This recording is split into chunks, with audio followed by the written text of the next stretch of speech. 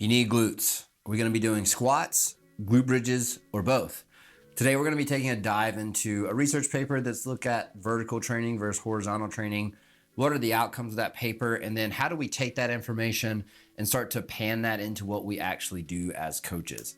And so just to kind of give a quick overview, a pretty self-explanatory title of comparing horizontal versus vertical loading for lower body hypertrophy. And you guys can kind of see like overall the background and objective, but this study took 19 participants for this study. 10 would be in the horizontal training group, 9 would be in the vertical training group. And they're doing 4 sessions per week, equating for total reps. So they're basically equating the total volume across the week that's being performed for the horizontal training group and the vertical training group. They did assess multiple different things: muscle thickness, 1 rep max, vertical and horizontal jumps, and some sprint testing as well. What we're going to more discuss is going to be the strength and hypertrophy outcomes of this study so that we can take this information and use it to build our program designs, whether you're a male or female, for different goal sets within the different classes that we can coach. And so when we look at the results of this study for the people who train the horizontal training aspects and the vertical training aspects, we're going to be looking at the strength gains for the horizontal training group. Had a greater improvement in the 1 rep max of the hip thrust, pretty obvious. For the vertical training, had a 1 rep max improvement of the squat pattern that was better. And so this is going to be just specificity in training. So the vertical training group did things that loaded vertically, so squat patterns, things along those lines. The horizontal training group was doing patterns like the hip thrust and hip extensions in order to load horizontally. And so this is kind of where you're seeing that skills-specific improvement in strength gains. Obviously, you're training that specific pattern, so you're going to see more improvements in strength within those specific patterns. For the muscle thickness, this is where things get interesting because the glute hypertrophy for both groups was matched, but the vastus medialis muscle thickness metric was improved for the vertical training group. Now, basically what this means is that when we start to look at this from like a hypertrophy perspective, for glute progress, we probably want to use both within a program design. We're going to get into that in a second, but that the carryover into the quad training is going to be important. Now, there are some considerations to take with squat pattern chosen and things like that. We'll get into that in a second. But ultimately, both are going to be effective for glute hypertrophy. Both are going to be effective for performance metrics specific to the pattern, but we need to look at that carryover into the quad patterns from the vertical training and how this could potentially fit into program designs for different athletes. How does this then affect the program design when we're trying to program specifically for hypertrophy like we do in bodybuilding? So if glute progress is needed for the athlete, we're going to need to train both patterns. Now, how much we train both patterns is going to be dependent upon how much volume we can give to that athlete for these two patterns and not take them outside the recovery capacity limits. We're going to see a little bit more of a conversation in some later slides here about that in particular. If quads need a similar amount of progress relative to the glutes, or the quads need more progress relative to the glutes, for that individual to fit their class standards, we're going to want to probably bias the squat pattern a little bit more than the hip thrust pattern, because the squatting carryover into quads will allow this to be a better usage or spendage of our volume money. So if we're thinking like Monopoly money here, and the amount of volume you can recover from is going to be the amount that you have at the beginning of the game, we can spend that money on certain patterns and get more bang for our buck. And so the squat is going to have that more bang for our buck by leaving glute hypertrophy progress similar to the hip thrust, but also progressing the quad hypertrophy. Now, this is a little bit squat specific. We'll get into that in a second. And then the last thing is we don't need to be afraid of progressing volume up for athletes to the break point. And this is going to be relative to class needs, but I do think this is pretty important of making sure that we get the most out of this training block and making sure that we keep people within recovery capacity limits, but get the most out of the amount of volume they can recover from.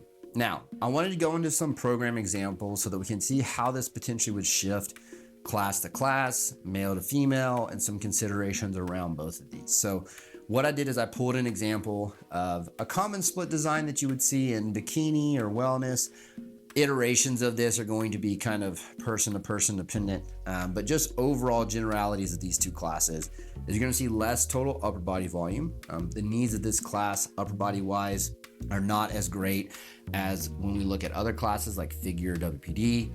Also, with females, we're removing some body parts. Most of them aren't going to be training chest. There's going to be very low volume for arms, so we're not really looking at very high volume expenditure on those.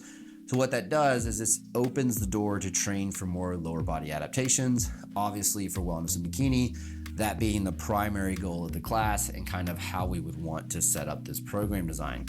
So an example split, one that I've used with a couple people, is lower glutes and hams, upper off, lower quad focus, upper legs 2 off. And so this is biasing that training legs 3 times per week. There's a bunch of iterations of this depending on what you need, but when we look at programming squat versus hip thrust in this setup, you're going to be able to have more room to program these more frequently. So you might have that quad focus day, have the squat pattern or the primary squat pattern you're running for the block, being able to program hip thrust on that glutes and hams day and on one more day during the week.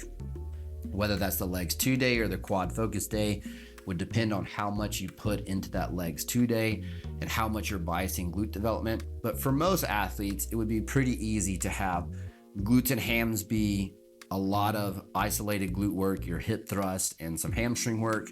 That quad focus day be the squat pattern. And that last leg day, legs 2, having both the hip hinge and the glute bridge in order to train lengthened and shortened in range of those glute fibers. So really, ultimately what this comes down to is spreading this across the week where they can actually recover before they get into the next session, and it allows you to train both patterns throughout. Now, something to consider for squatting, and we're going to get into this in the next, is there's variations of squatting we can do. These variations include all the regression, progression patterns on the primary squat, so whether that's barbells, safety squat bar, hack, etc. But we're also going to have single-legged work like split squat work, that we're going to be able to do, walking lunges, that to me would all contribute to vertical training and training the glutes in that lengthened position. So to build this out into an example split, I put a push-pull legs, which is a common one that you'll see within males that just need general development, and kind of how we could potentially discuss doing this in the program design. So if glutes are something that you want, you do need to have a glute biased hip thrust. If glute development is something you need to have something that's going to load the glutes in the squat pattern and have the hip thrust in there. This could be something where in the first leg day you're doing the squat pattern, and then in the second leg day you have the hip thrust with your hinge, and that's just kind of how you separate it. Obviously, you're probably not going to have enough volume metrics to train one of them twice throughout the rotation, but that could be one way to do it. However, if you do have someone that has a lot of quad need and doesn't really have much glute need, this would be where the squat pattern you choose doesn't really have a lot of glute direct loading. So potentially on that squat focused quad day, you might have something like a pendulum squat or a hack squat that's not really getting any hip extension, not really loading any glute. And you could potentially put that hip thrust or that glute bridge in that first leg day, where you could separate having glute stimulus on both leg day 1 and then doing your hinge on the second day and having glute stimulus on leg day 2. That way you do get progress for the glutes, but maybe it's just later in the session where it's not as much of a priority. You're getting your big high output quad work done first with your hack squat or your pendulum.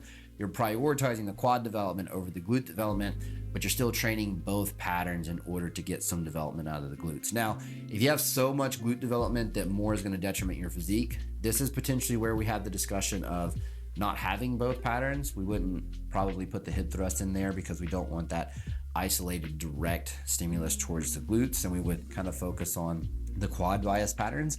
But this is kind of the iteration process that you have to learn to do as an athlete, writing your own program designs or being a coach and writing this for multiple different variations of people, because even within the same split design, how you put these sessions and how you build these sessions changes what you prioritize and how much frequency you give them, how early in the sessions they are, and kind of some of the things that you need to consider of what affects the split design itself, and not just looking at it as this split is for bringing up this body part. So the intra-session stuff is pretty important. And so when we look at this, kind of some of the key things to take away is we're going to be programming according to the class needs, relative to the individuals. If you've been through level 1, you know how to do the comparison of the NPC IFBB rules relative to kind of what the physique looks like, and we build you out through that process there. But you do need to understand that the type of squat pattern you choose can greatly influence whether you actually get glute training out of it or not. Consider that in your program design, and then build in your glute bridge / hip thrust relative to the squat pattern that you choose. Make sure that if glutes are a big need, that you have those targeted glute exercises in there. And then obviously the higher the need they are, the more of them you're gonna have, and the more you're gonna deprioritize the quad bias squat patterns. And then once you implement, you're just gonna implement, assess those progressions over time, and then track the physique improvements, and then make changes as needed and run through that process again. And this is a big takeaway that I would say is don't be afraid to action something, gauge progress, and then come back. Take this information to build your sessions, prioritize the things that you need the most. If you need more glutes, make sure you got a hip thrust and a squat pattern in there that loads a lengthened glute pattern, and have more glutes on stage next time you compete, or to stretch out those jeans or pants that you just want to make your butt look good in.